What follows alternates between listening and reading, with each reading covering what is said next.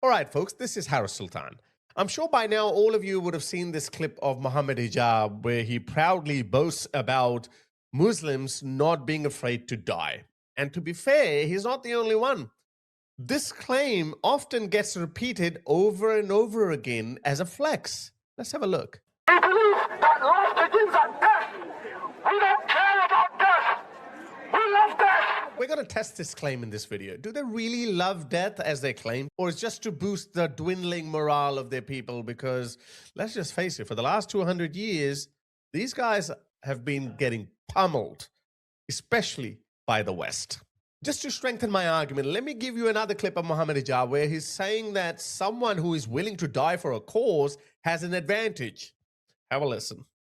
If your belief is one which encourages preservation of life at all costs, which is us, and we're proud of that. We want to live.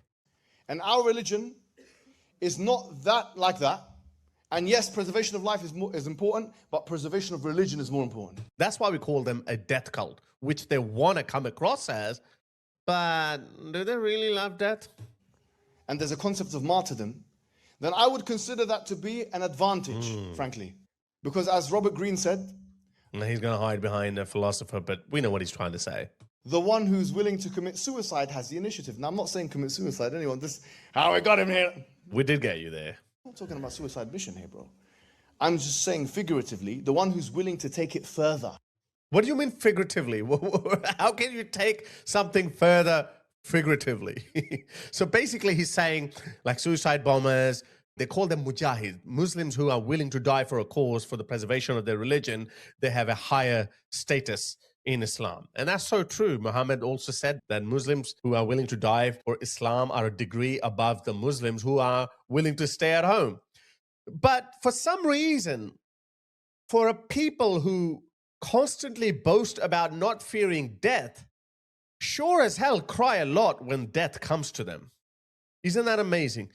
So I'm going to prove my theory that Muslims don't want to die. It's just people like Muhammad Hijab and these imams, these preachers, they constantly keep reminding the Muslim population that they should be willing to die for Islam, even though they sit at home in London. They are constantly gaslighting their own people that they should be willing to die. So let me show you some of the videos that are coming out of Iran.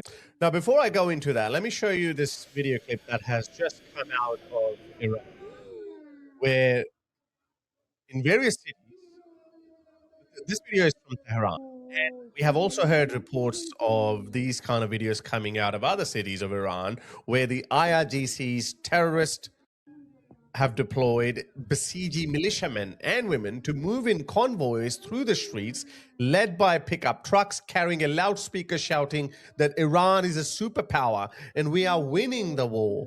This appears to be an attempt to falsely portray the regime as the winner of the war in order to demoralize the Iranian people and dissuade them from rising up against the Islamic regime of Iran, which pretty much shows that these guys are actually desperate.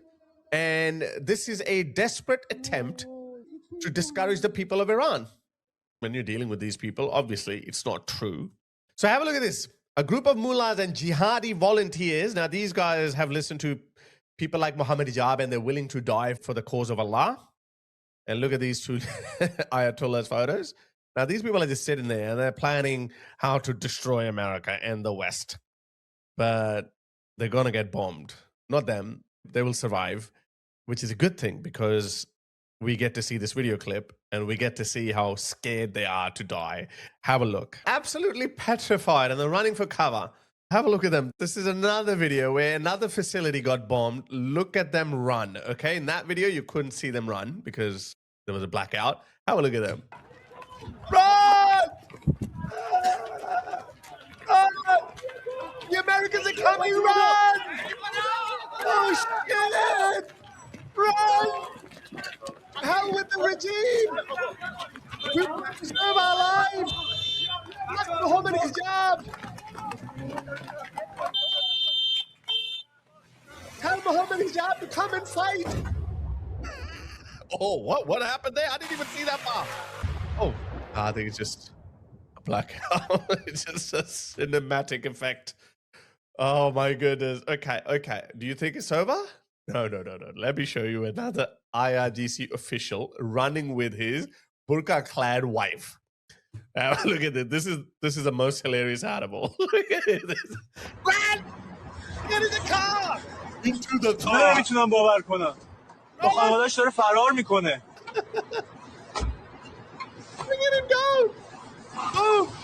Get out of here!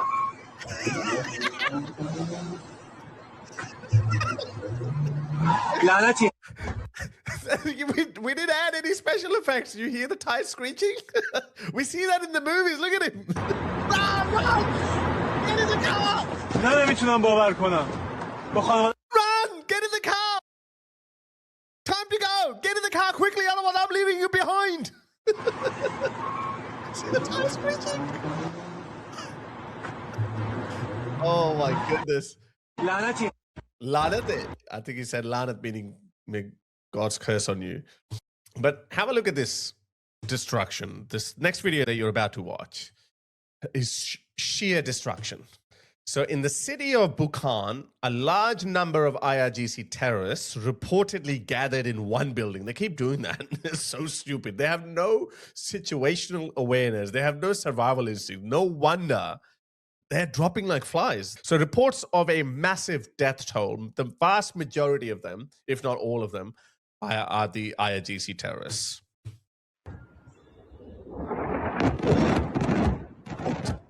They're all cooked. Absolutely cooked. Gone. Precision.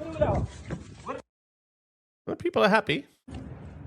I think it's taking a cover in case there's a shockwave. If you see a large bomb go off somewhere, you should hide behind something. Definitely not behind a glass window because there's a shockwave coming and it's going to shatter everything. So what is happening? How far down the leadership we have to go? Have a listen to President Trump. And before we begin, I think I will say a few words about what's going on with respect to our operation in the country of Iran. You know how we used to make fun of Vladimir Putin of calling his war the special military operation? America is also calling a special operation, in a way, because in order to declare a war, you have to get Congress's approval. But obviously, President Trump, for some reason, he didn't do it. I don't know why he didn't do it. The United States military, together with the wonderful Israeli partners, continues to totally demolish the enemy far ahead of schedule and at levels that people have never seen before, actually. We're destroying more of Iran's missiles and drone capability every single hour, knocking them out like nobody thought was possible. As soon as they set off a missile, within 4 minutes, the launcher gets hit. They don't know what's happening. But we have the greatest military anywhere in the world. Their Navy is gone. 24 ships in 3 days. That's a lot of ships. Their anti-aircraft weapons are gone. So they have no air force. They have no air defense. Their airplanes are gone. Their communications are gone. Missiles are gone. Launches are gone. About 60% and 64% respectively. Other than that, they're doing quite well. I said, what's left? But they're tough and they want to fight. And they're calling, they're saying, how do we make a deal? I said, you're being a little bit late and we want to fight now more than they do. We've had 47 years, depending on the way you count it, but 47 years of horror with this group. And, when you see somebody walking down the street without their legs, without the arms, whose face is so badly affected and hurt, it mostly came from 95% Soleimani and Iran. And we, other presidents, lived with it. I didn't live with it. And so our people are doing a great job. So, look, President Trump has to say these things. So, again, we have to remain hopeful. I obviously have picked a side. I know I'm on the US and Israel side and the people of Iran side. I despise this regime, but I also hate the people who are supporting this regime. For example, yesterday, I showed you a clip of Cenk Uygur, who was admiring Khamenei for being courageous and brave, for not capitulating. to Israel like Donald Trump has or the US leadership has. That's what these people with Israel derangement syndrome say. Have a look at the pathetic nature of this regime. This IRGC thug is saying that anyone on Iranian soil who lets a sound out of their throat that displays enmity for the regime, an order to shoot them has already been issued. Look at the difference. How many people in the United States, how many people in the UK and Australia and Western countries are openly chanting against the US and in support of the regime, and we can't even arrest them. We can't even give them a move on order. They do that in front of us. I showed you in my other video how they are harassing anti-regime Iranians in the streets of Manchester on horsebacks. Have a listen to this video. It's in Iranian, I think. اونهایی که گوششان به اینترنشناله. So that's basically what he said. I've already translated. Anyone who says anything against the regime, we're going to shoot them. And the Iranian people, you need to put subtitles on or dub them using AI. You need to do more if you want the rest of the world to understand what is happening. One last video. This is from an IRGC soldier. He's saying that there's no longer any order. It's a total mess. And everyone is doing their own thing. This aligns with IRGC's claims, the only regime official that you might have seen, that power has been decentralized. The Economist also reports that there are signs of defection. So this IRGC officer is saying that it's each to their own. There is no central command. Have a listen. بعد از اینکه خامنه‌ای مرد، همه پادگان‌های ما مورد اصابت موشک‌های آمریکا و اسرائیل قرار گرفت. هر کی به هر کی شده. همه فرماندهان ما پا به فرار گذاشتن و توی سوراخ موش قایم شدن. Yes, they do fear death. Look at this. All our commanders have fled and they are in hiding. It's very simple. Die. Just die. If you stand up against the people of Iran and the might of the US and Israeli military, you're going to die.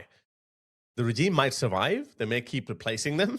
But you as an individual, there's a strong likelihood that you will die. That's the ultimate reality. And that's why they're abandoning their posts. تا در کنار خانواده‌شون حضور داشته باشند. تا اگر دوباره تظاهراتی شکل گرفت کنار برادرانشون و خانواده‌شون بتونن جلوگیری کنن از قتل عام رژیم جمهوری اسلامی. There you go. So these commanders and soldiers are running away just so they can be with their families. I think this guy is one of them. This is it. That's one of those guys. He's running away. See, he's in uniform and he's running away with his wife or sister. I don't know who it is, but there you go. It's just futile. It's just futile to be on your own or be still doing your Islamic regime thing. It just doesn't make any sense because the regime might survive, but the odds of you surviving are next to none.